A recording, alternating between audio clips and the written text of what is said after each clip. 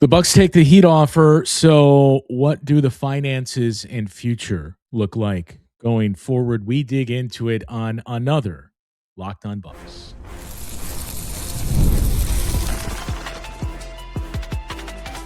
You are Locked On Bucks, your daily Milwaukee Bucks podcast, part of the Locked On Podcast Network, your team every day. Welcome back into Locked On Bucks. Third time you are joining us here today.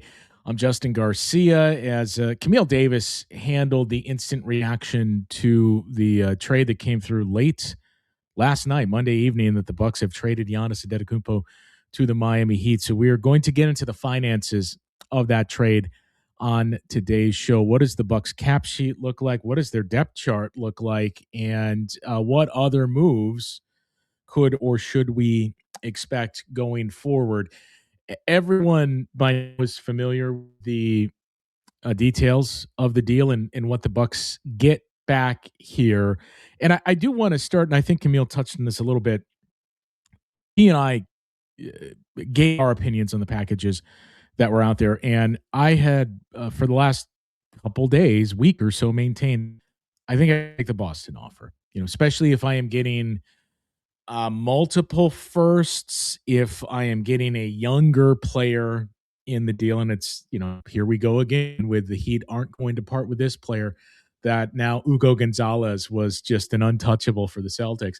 But my stance was I think Jaylen Brown is the single best asset that is out there in any of these offers. And either you can try to thread the needle for a year and then turn Jaylen Brown into future assets. You could reroute him immediately. You could look for a deal at the deadline, but you could get more than out of that.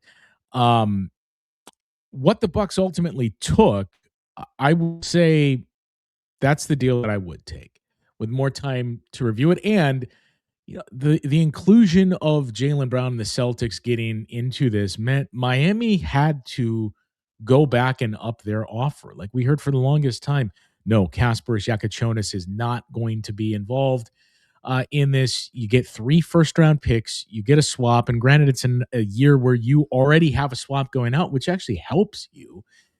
And you basically get everything in terms of what Miami had to offer. The only things that were left there were Nikola Jovic and Pelle Larsson, a player that I do have an affinity for as player at the University of Arizona. But I think Pelle Larsson is a rotational player and he's a very good defender. That was it that Miami was left with in terms of their young guys. If you're going to keep Pelle Larsson, fine. I'm not letting that prevent the deal where we get back assets and ship out Giannis. And Nikola Jovic, I think we talked about it on this show for a long time. He was a player I didn't want. It is not a good contract. And I think the fact that, you look around the league that he wasn't in this offer tells you it is an underwater contract. And I don't think Nikola Jovic, if he was on the open market, would get what he's currently paid right now. So in terms of that, I think the Bucks got everything they could from the Miami Heat. So I do think the front office did a good job here and, swayed me from saying I would take the Boston offer to, you know what? They got everything they could or everything they could and that they wanted from Miami. So, yeah, this was the right move to make. I will take the offer. The reporting is, I've seen I don't want to turn this into the Giannis discussion. Camille did a great job with that, and we're going to continue to get in that throughout the week. But what I just will stress and cannot put out there enough is one of the write-ups that was out there too of like, how did we get here? That the Bucks are willing to trade Giannis. The Bucks didn't wake up and decide to trade Giannis. I think Shams had the reporting too of Giannis made it clear, I am not signing the extension. And the reporting that came out last year that a majority of Bucks fans pushed back against, said this is fabricated and made up. It was never made up. I think this just cements that Giannis for the last year at least realized it ain't going to happen here in Milwaukee. And it's best for me to move on, which is perfectly fine. The criticism is the way the whole thing was handled from both sides, to be clear. But that's how we end up here. Whether or not it's going to happen in Miami, a totally different conversation. We'll see if we have time to get to that. But as I mentioned, I want to take a look at where do we go from here with the Bucks? What do things look like in terms of their cap sheet and finances? What does the depth chart look like now? Because there's a whole lot of turnover on this roster. And with Thanasis as a free agent, with Bobby Portis in this trade, no one from the 2021 championship team is around anymore. So just another case of life comes at you fast. Let's look at how things currently stand here. So here is basically the roster for the Bucks. We are to believe Bogolub Markovic is going to be in the NBA next season and coming from overseas and playing with the Bucks. So you have Ryan Rollins, you have Kasparas Jakučionis, you have Tyler Herro for now, you have AJ Green. Gary Harris did just pick up his player option. You bring in Jaime Jaquez and Bogolub Markovic, as we said. The anticipation is he will be a member of the NBA roster this upcoming season. Kyle Kuzma slots in as really the only power forward you currently have under contract. So these are guarantees that we're looking at in that rotation. And then Miles Turner and Kel'el Ware is an interesting pairing in the front court. We did see Kel'el Ware start alongside Bam Adebayo in some instances last year. I don't know that's what you're going to see with Miles Turner, particularly because I do think whether it be through another move or the draft, the Bucks are going to add another 4, and who knows what that means for Kyle Kuzma. But the options that are out there, team player option and then a restricted free agent, Kevin Porter Jr., Gary Trent Jr., I would imagine is not picking up that player option now. Taurean Prince, another interesting case there for TP. Would make a lot of sense in Miami. And Jericho Sims. Those are your player options. Ousmane Dieng is a restricted free agent. And then the look at what the Bucks' future looks like in terms of draft picks. They did not have a second round pick until 2032. They do get a 2033 second round pick from Miami in this deal now. But here's the big thing. You get 2 lottery picks this year in what is viewed as a great draft. 27, not the greatest. 28 is viewed even worse in terms of drafts. And then we'll see where we go from there. You don't have a pick in 27 or 29. You have a pick in 28, but it is part of a multi-team swap now going to either Portland or the Wizards, where you will get the worst of those 3 picks. And then 2030, you had the swap to complete the Damian Lillard trade with the Blazers, but now you add in the Miami swap there, meaning the Heat will get the worst pick of the 3 of those teams, the Bucks, the Blazers, and you. The Blazers will get the best pick, and you will get what is in the middle there in 2030. And then we get to 2031, where the Bucks are basically made whole. And what I mean by that is the Damian Lillard waive and stretch is off your books after the conclusion of the 29-30 season. So you get to 2031 and you feel like we no longer have that tax. We have our own pick. We have Miami's first rounder. We have our own pick the following year. We have Miami's pick 2 years later. We have our own pick 2 years later. So it's going to take some time, but that's when things start to fall into place. Is really 2030, I would say, is where you can really see it, where you do have a first round pick, hopefully a good one, the second best of those 3 teams, and you're in the final year of that Dame wave and stretch. But 27, 28, 29, the cupboard is maybe not bare, it's not loaded. So these 2 picks are imperative to find starting level rotational players that can help you right now. Now, with the layout of this roster that we're looking at, you got a lot of holes in the front court. It would be great if Bogolub Markovic was a 4 and immediately clicked, and you could see, okay, this guy can play. He is an NBA level player. That would help you out immensely. Maybe Jericho Sims plays the 4. And here's the thing, too, is if there is another move, I would imagine there are more that are coming here for the Bucks. Any veteran player with what your timeline is now, if there is an offer, as long as it's not 50 cents on the dollar, you should think long and hard about taking it. Miles Turner, Kyle Kuzma's an expiring deal. Tyler Herro, there's been a lot of discussion there of, is there another deal in place? We thought it was going to be a multi-team deal where he would be rerouted to Detroit. As of right now, it's not. Now, that can change. This is not going to be executed and finalized until July 6th, I think it is, when the new league year starts, for cap reasons that Miami has to worry about. We'll get to in a second here. But remember, the same thing happened last year with the Phoenix Suns and the Houston Rockets, that it just started out as Kevin Durant and the Suns trading with the Rockets in a 2-team trade. And then once the league year opened up and the trade could become official, it was a 7-team deal. I feel like that's what we're going to see here. It's going to become a multi-team deal for both the Bucks and the Miami Heat. I am very curious about Bobby Portis. And that's another thing. We'll take a break here, but I do want to get to that too, about you got the most you could out of Miami, and it wasn't just their assets.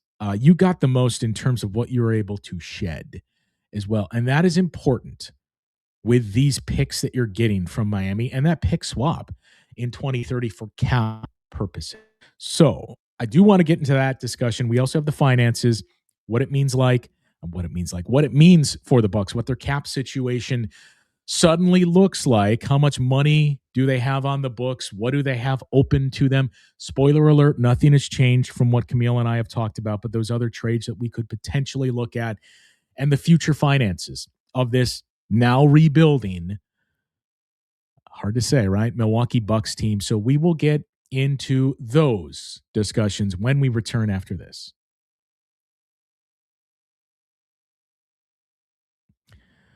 But first, we talk to you about our friends over at Kalshi. You know what time of year it is. It is World Cup time. We got a ton of matchups that are out there for you now. The most electric time in soccer, and you can trade every single match and even the championship game. Switzerland versus Canada. That is next on the docket. That comes tomorrow. Switzerland trading right now at a 40% probability, meaning $239.92 payout on a $100 trade if they were to win. As the World Cup heats up, those numbers move in real time, and you can buy in or out at any time. On Kalshi, you're trading against peers in a live market, meaning there's no house, and as the probability changes, you can buy in or out of your position at any time. For a limited time, download the Kalshi app and use the code LOCKEDON to get $10 when you trade 10. Kalshi, Kalshi, trade on everything. 18 and older only. Restrictions and eligibility requirements apply. Event contract trading involves risk and may not be suitable for all investors. Prices, values, and available markets may differ from those mentioned. For more information, see kalshi.com/regulatory. And we also are here to tell you about our friends at Flower Energy. There are no certain flavors that instantly hit like summer. There are a few of them. You can all think of the main one that comes to mind, that classic red, white, and blue freezer pop, number one on the list. Sweet cherry, lime, blue raspberry, one of the more nostalgic summer flavors that everybody recognizes. Now 5-Hour Energy is bringing that flavor combination into the new Firework Freeze 5-Hour Energy Shot, blending sweet cherry, zesty lime, and electric blue raspberry into one refreshing shot inspired by those iconic summer freezer pops. You all know the taste. You all have those memories. You hear the ice cream truck coming down the block. You're scurrying to find $1, get money from your parents, whoever it is, to get out to that truck and get one of those freezer pops. Well, now you can get one every single moment and take it with you with the flavors of 5-Hour Energy, and ignite your taste buds with the flavor of summer. Get a Firework Freeze 5-Hour Energy Shot today. For more information, visit 5hourenergy.com.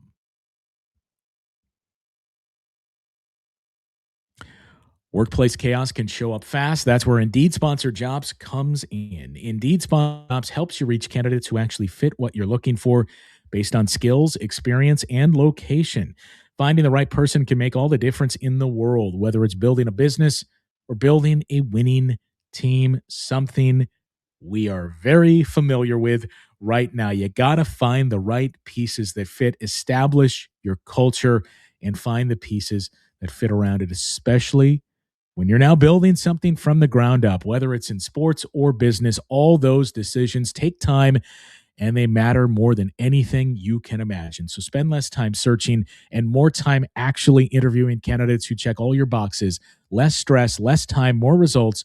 When you need the right person to cut through the chaos, this is a job for Indeed sponsored jobs. Listeners of this show will get a $75 sponsored job credit to help get your job the premium status it deserves at Indeed.com/podcast. Just go to Indeed.com/podcast right now and support our show by saying you heard about Indeed on this podcast. Indeed.com/podcast. Terms and conditions apply. Need to hire? This is a job for Indeed sponsored jobs. All right. So, look, when you look at the roster right now,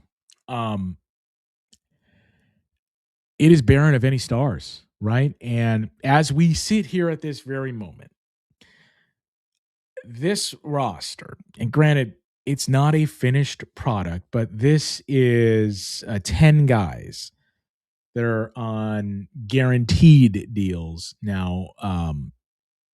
Actually 9. The Bogaloop situation's a little different, but 9 guaranteed deals. And you have the 5 restricted free agent or player options here to sort out. So you could just say this is our group. 2 of those guys, or maybe one of those guys, is hopefully not picking up his player option, or we find another trade. We have 2 first-round picks. That rounds out our roster. That brings us to 15. This is it. And let's just start the rebuild now. Even adding in a 10 and 13 player, unless you find like Dwayne Wade level impact rookie year, this is going to be viewed as one of the 5 worst rosters in the league right now before any other moves have been made. Tyler Herro's been an all-star. Miles Turner is a fine player. I think the system is of the utmost importance. You're obviously intrigued by Kasparas Jakučionis. Kel'el Ware, they're the polarizing one here, where there are a lot of people that are very high on him. There are a lot of people that are just kind of, he's a big, I know he can shoot, but there's some other things that I wish he did better. But I don't think Tyler Herro is a perennial all-star. I don't think anyone right now on this roster is a perennial all-star. Maybe Ryan Rollins could get to like the Tyler Herro level. But in terms of the optics, it doesn't look like a good roster at this moment. It looks like it's going to be a bad team that's going through the rebuild here. Now, you don't have a pick next year. But if you're one of the 3 worst teams in the league, you could still do well in the lottery, but you're basically relegated. And it's going to be tough for the next couple of years for the Bucks to find that level of footing. But this new lottery reform, I think, changed the importance of getting your picks back, not only because of the relegation piece.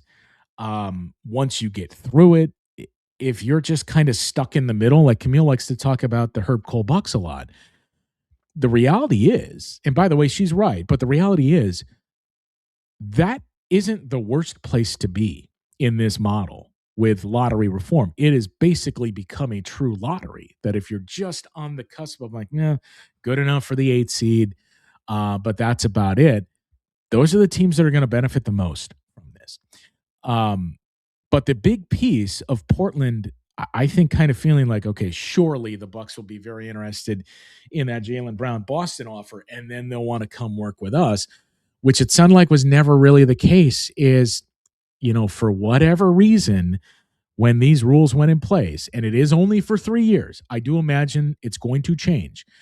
But for whatever reason, when it went in place, it is the original team that is penalized there, or their pick goes out. So it's not Portland had the 5th pick and then they had this pick. So like Portland's the one getting penalized. If the Bucks stink and are in the bottom like 5, 6 and end up with a top 5 pick in next of the each of the next 3 drafts, it's the Blazers that get penalized by that because Portland is taking the Bucks pick and you cannot have that multiple years in a row. I worded it wrong. It's not the original team. It's the new team that gets penalized there. So that lowered the urgency for the Bucks to say, we got to figure out a way to get our picks back. It also increases, to me, the likelihood that you should just embrace this year could be rough, right? We're going to develop young guys, but we need to look at bottoming out because you can see the rundown there of the picks. It is much better than what it was the last couple of years. It's still not great. You're still not like asset rich. That I still would look at this and say the goal should ultimately be to have as many bites at the apple as possible because how did we get good? We got Giannis Antetokounmpo through the draft. And you can point, well, it wasn't a top 10 pick. Wasn't this? Great. But we're seeing more of those guys go higher in the draft now because you're willing to say, there's the tools. Let's take a risk on this, or let's take a flyer on this, I should say. That's what we need to do. And how we're going to find that is get as many chances as possible to nail this draft. That's why it was important to get this done before tonight, to have 2 picks in tonight's draft. And I just think you can't be done here. You have to say, okay, I don't think, and to be clear, I don't think this is the thought within the building either, but I don't think you view this and say, well, Ryan Rollins is the superstar. He is the guy on our team. We added Kasparas Jakučionis and Khalil Ware and Jaime Jaquez. Those are guys that are immediately going to turn us into a playoff team. I think these are assets that'll help us, right? We'll see what happens. We are going to be a feisty, competitive team, how competitive that is. But can we start to turn them into more assets?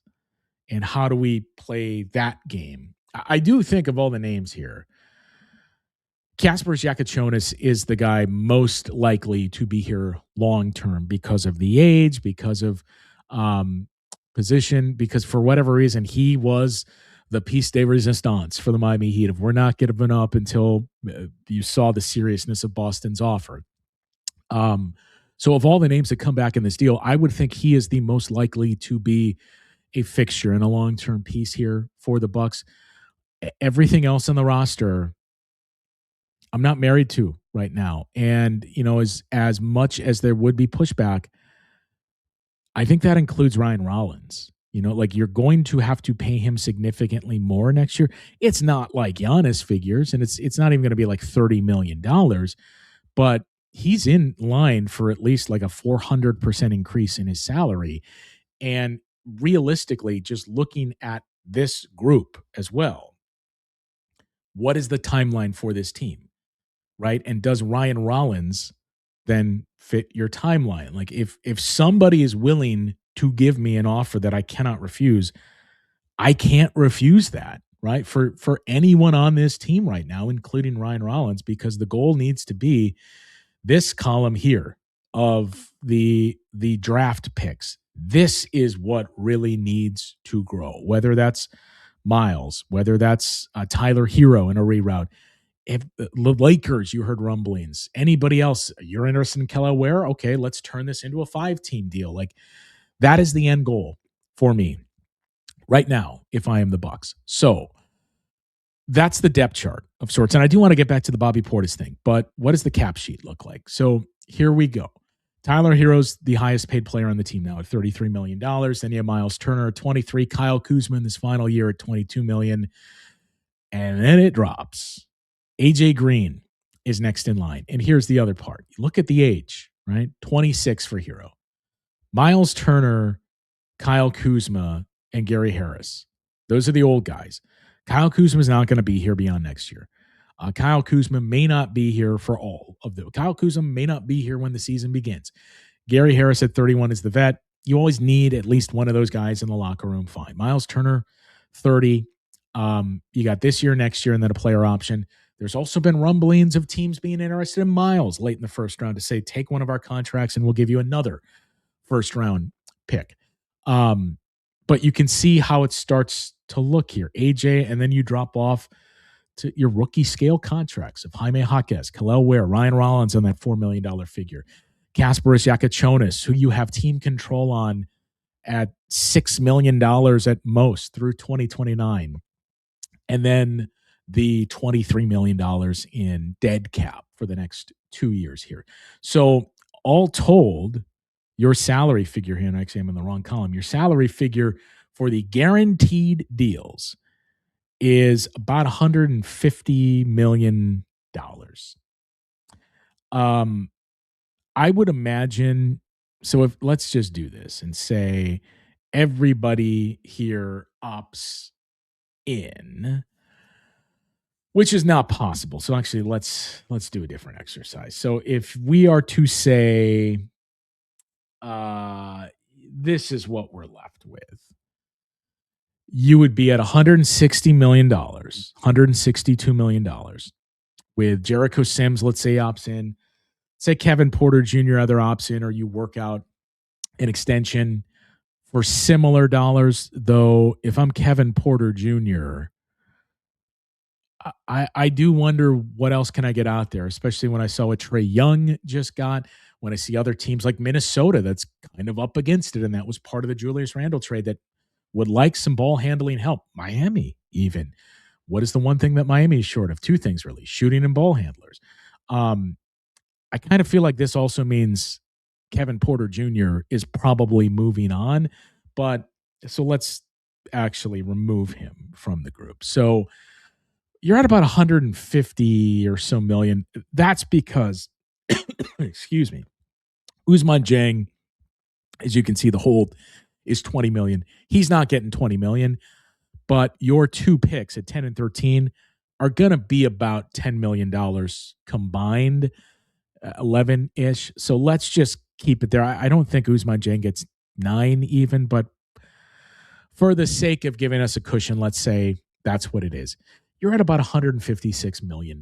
So you are in no threat of being in any of these aprons. You are not a cap team. The tax level is $187 million. The apron level, first apron, is $195 million.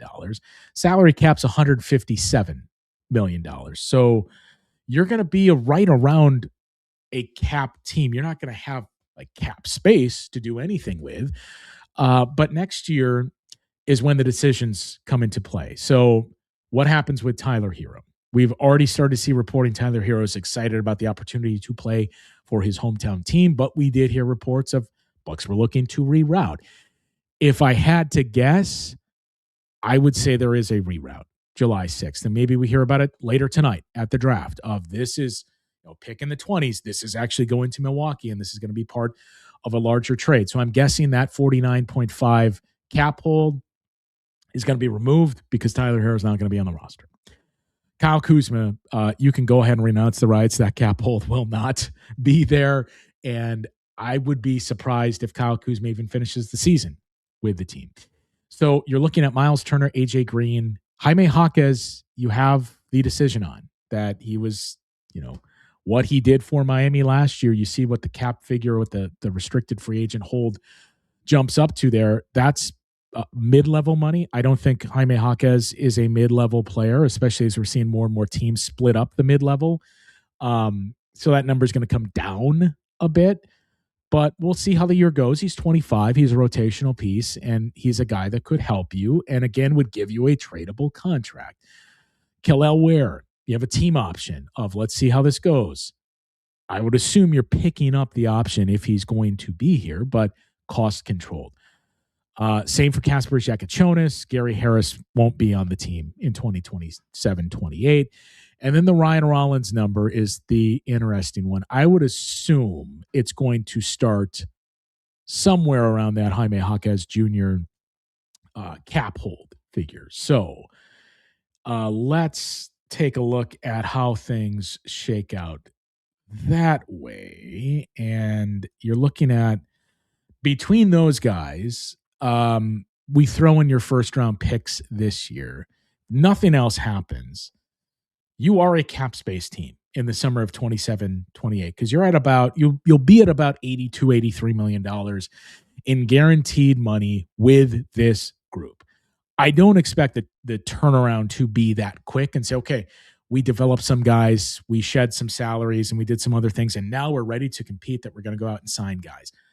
What's important about the cap space is if we go back to the depth chart sheet here, and that is this portion of the picks. Grow this as much as you can. And one way to do that is with the cap space to say, okay, who's got 2 years left that's viewed as a bad deal, and a team like where Minnesota was this year, desperate to free up some money, is willing to give us, Minnesota not the best example because of their lack of assets, but willing to give us some assets. We'll take that.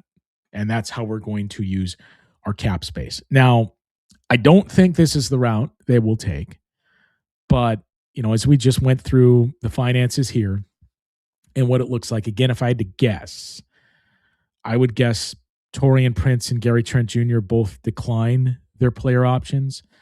Andre Jackson Jr., it's interesting. Maybe Taylor Jenkins feels like I can really utilize him and you have a player option on him. So who knows? We'll see.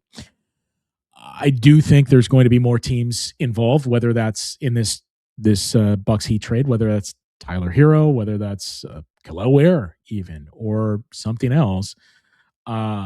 This grouping that we have here, I don't think that's what it is going to look like on July 6th. But the point is, you've got freedom to do things, right? Even with this, and it's not the greatest, especially if we go back 12 months ago and say, did we really need to do this? Like if this is where we ultimately ended up in trading Giannis and getting the assets, did we really need to create these two things on our cap sheet?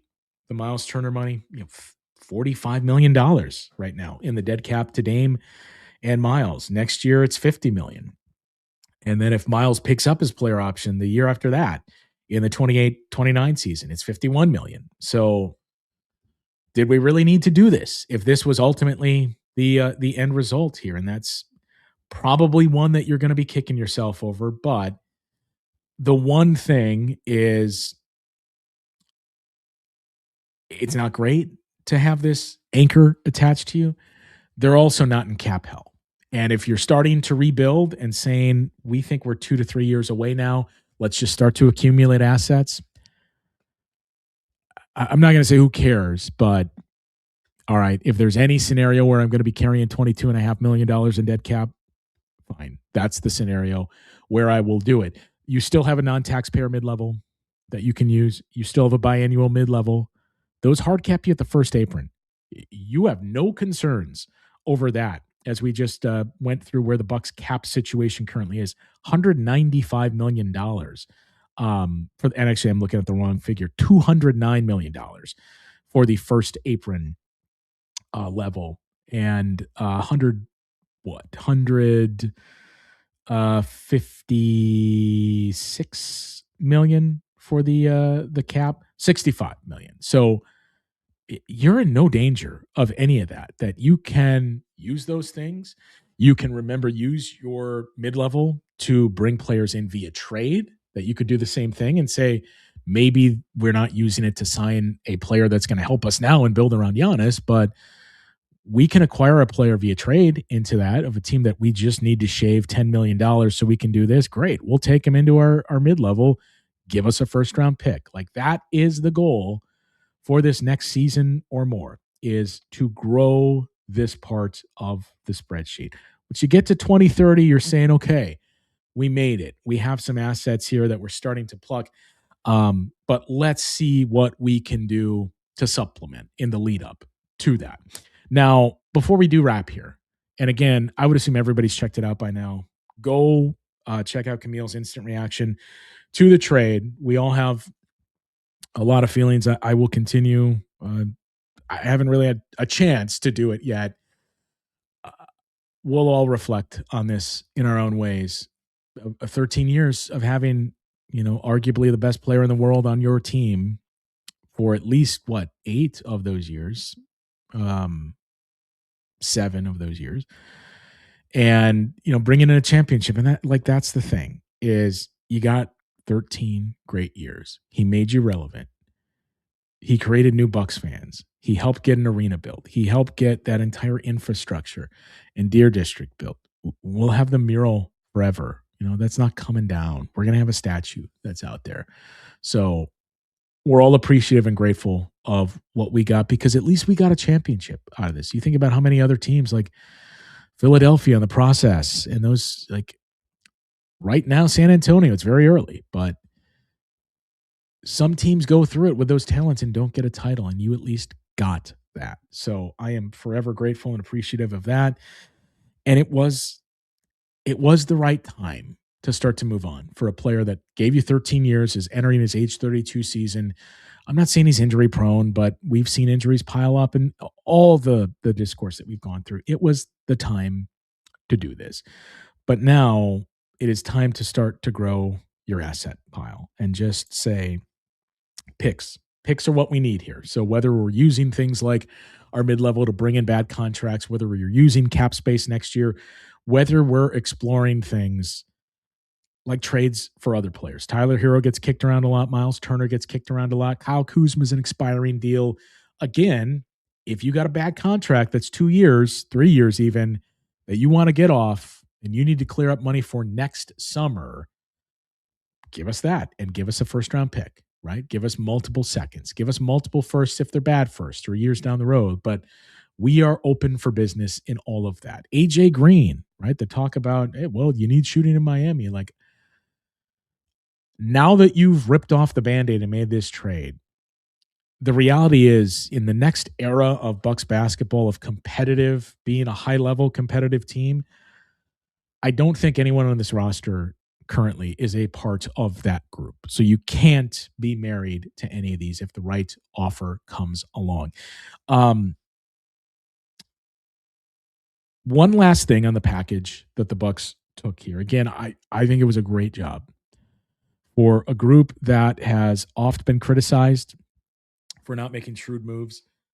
I think they handled this beautifully to get literally everything they could that they wanted out of Miami, to get the multiple picks, to get a swap that helped offset a swap that they have going out, to include Kasparas Jakučionis. And I don't want to make it seem like Kasparas Jakučionis is, this no doubt can't miss blue chip prospect. I have high hopes for him. I think we all do. But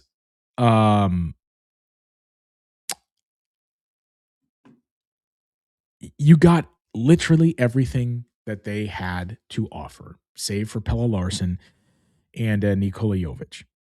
I'm fine with that. The other interesting part, and the shrewd part, is Bobby Portis' inclusion in this deal. Now, I've seen a little bit of the same thing of like, man, it sucks that we traded Giannis and we traded Bobby Portis too.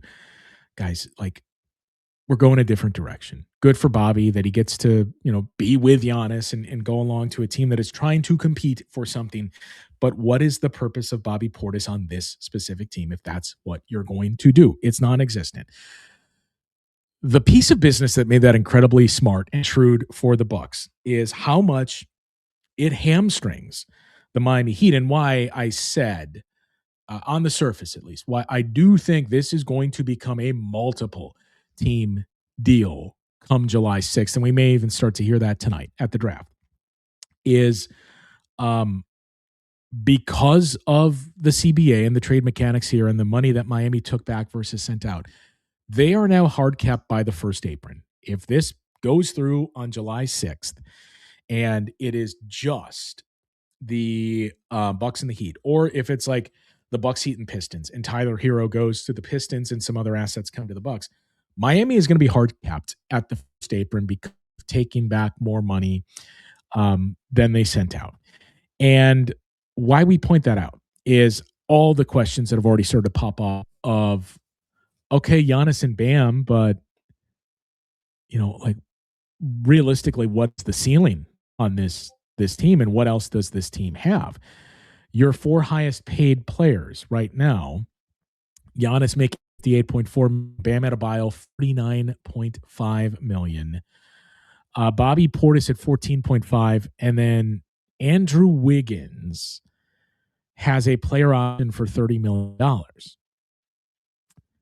If you're Andrew Wiggins, you hold all the keys here, because this move means Miami absolutely needs Andrew Wiggins to opt out and give them a favorable discount. Same with Norm Powell of all the, well, I would assume Norm Powell's gone now at $20 million last year and a cap hold of $30 million.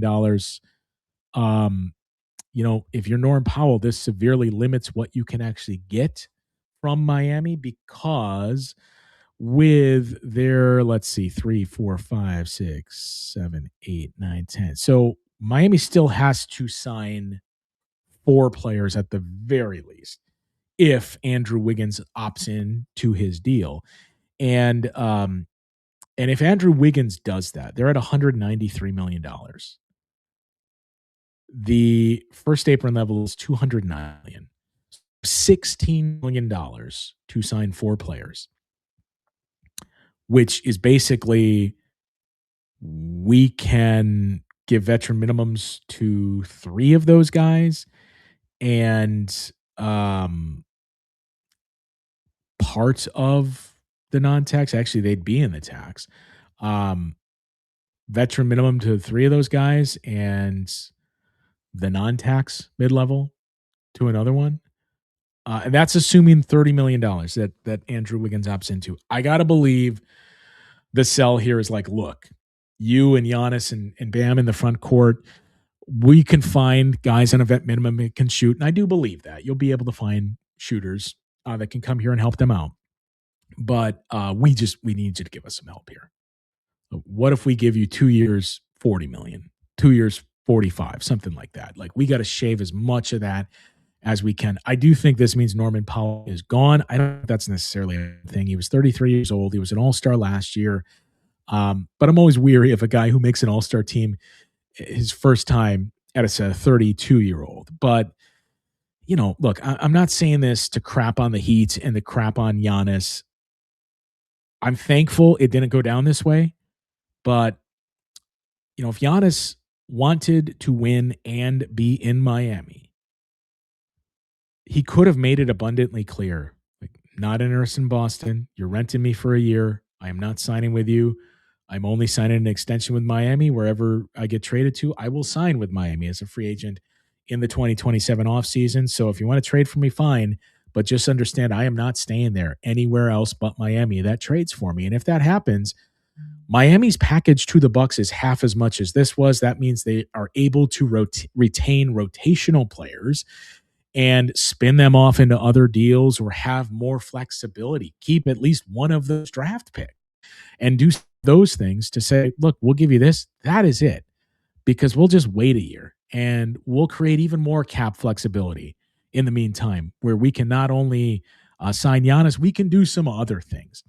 So I am grateful that it's not the way that it worked out, because I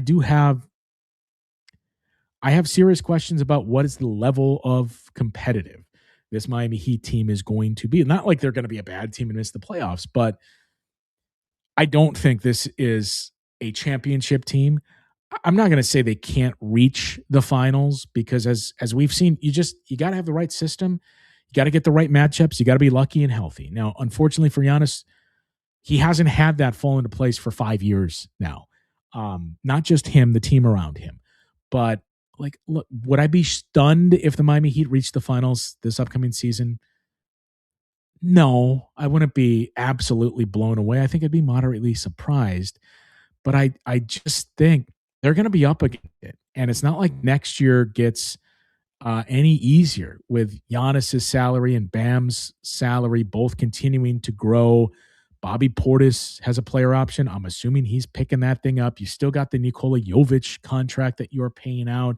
So it's going to continue to be difficult for this team to build out their roster. And they're doing so with 30-year-old guys. Bam is going to be 29 this season. He's not 30, but Giannis is going to be 32. Norm Powell, if he's back, is 33 already. Andrew Wiggins is 31. Bobby Portis is 31. So everything we've seen is the last couple of years, the rigors of this game and just the physicality that you have to play with. It is a young man's game. You need to be able to be young, and you have to be able to throw multiple different pitches. I don't know what the different pitches this Miami Heat team has. Look, you're selling you're selling Miami, selling playing next to Ben Giannis, and we've seen Giannis attract talent to Milwaukee on those deals, on vet minimums that worked out great. They're 1-year stopgaps, and that is my big question about this team. And that's the other thing that, ultimately this was the right move to make for the Bucks between the two offers, because you were able to extract everything you could in terms of assets you wanted from Miami, the inclusion of Bobby Portis to get that money, and to also hurt Miami in the meantime if this doesn't become a multi-team deal because of their cap situation. And, lastly, betting on it to not work. Like Camille and I talked about it a couple of days ago, maybe yesterday on the show, of these two offers that are out there and the two teams, like which of the front offices and teams do you trust to figure it out more? Like if I told you didn't work out, and boy, this team, it was kind of like after the Bucks traded for Dame, like it didn't work and yeah, it went south fast.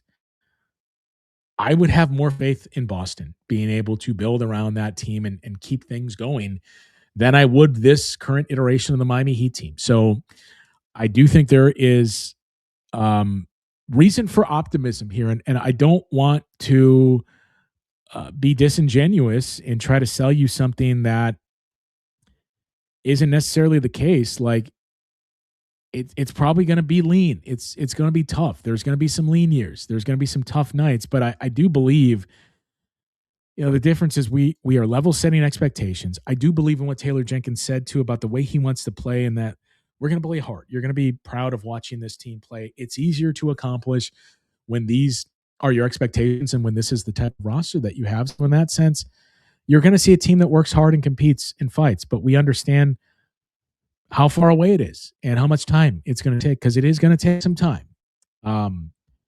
But as we just went through, and that's the last thing, again, I cannot state enough, is the picks portion right here. This is what you need to get to work on now. Like, you feel good about 2030 and beyond. Yeah, we started to add some things there, but what can we do 27, 28, and 29? We absolutely have to nail these two as well, because we didn't spend a whole lot of time. We'll get into it once we know who those picks are. Feel stronger than ever now when you look at the makeup of this roster and how it currently stacks. I feel stronger than ever that Nate Ament is going to be one of those two picks. But look, you nail those two picks, and if Bogaloob is actually a player, that starts to change things and speed up your timeline of sorts. But those picks are incredibly important. And then what can we do to add at? I don't even care about getting my own picks back. What assets can we get in these 3 years? Whether it's from this name or this name or this name or this name, whoever it is, our next step in this process is continuing to add some picks and assets for the next 3 years. The Giannis specific reaction, again, Camille handed that immediately afterwards.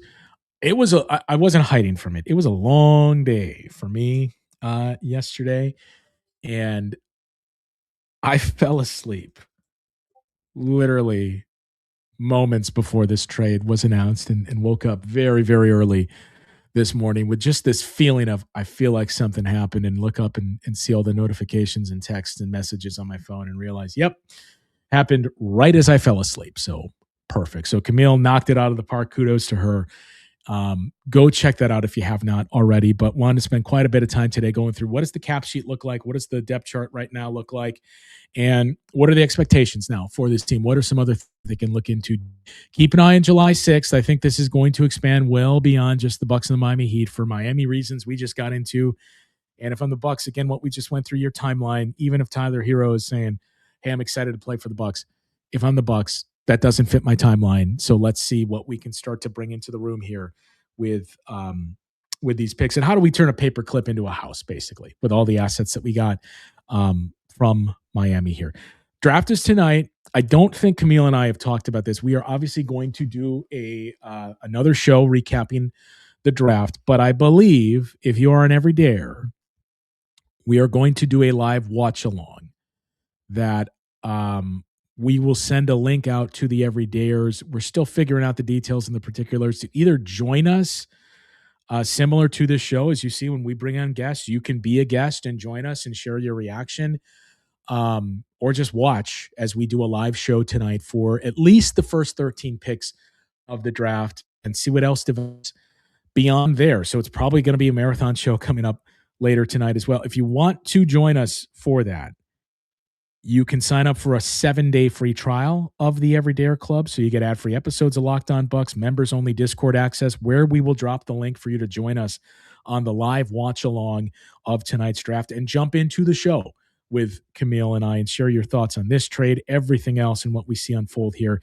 in the first round of the draft. So again, find the link to sign up for the Everydayer Club in the show notes of today's episode, and you can start a 7-day free trial to join us tonight for the draft. What a week it's been. What a off season. What a couple of days it's been here as the Giannis era officially comes to an end in Milwaukee, and it is on to the rebuild. Drop your questions out there, your thoughts on the deal, any cap specific questions that you guys have as well. We will be happy to answer those, but leave your thoughts, as you've already done so on Camille's show, the haul here for the Bucks and who actually won here.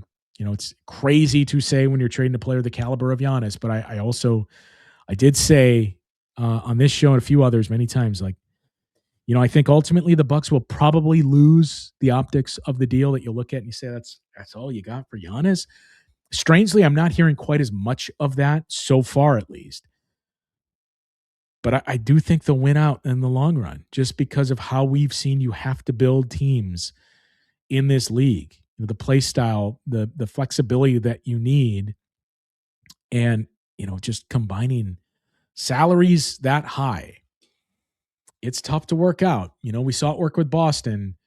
There were a multitude of reasons for that. It has not really worked out anywhere else. We've seen a team make a swing like this. Draft later tonight. So again, sign up for the Everydayer Club if you have not done so already, and join Camille and I for the live stream of the draft, as we'll have a lot to react to with picks 10 and 13 coming to the Bucks. That'll do it for today. Again, be sure to check out Camille's instant reaction to the trade and join us later tonight for the draft. We'll talk to you once again later this evening on Locked On Bucks.